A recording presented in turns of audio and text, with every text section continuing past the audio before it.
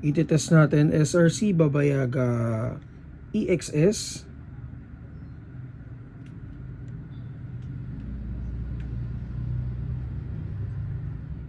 Ganda. So, naka-dual power system siya. By the way, shoutout kay Boss Gerald. So, naka-dual power system, meaning pwede siya sa CO2 magazine. Metal yung slide, metal din yung frame. Naka-fiber optic sights. So, may threaded barrel na rin. Naka-ano lang yan, thread cover. So may markings, ayan, Combat Master.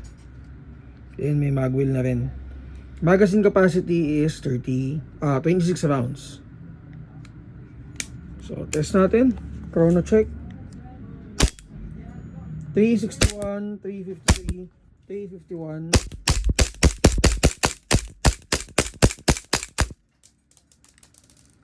So for by the way, may kasama na rin pala siyang case. Ang price niya is 10K. So ayun, if ever na may mga questions kayo regarding this unit, PM kayo sa page namin, Mahawasabi PH.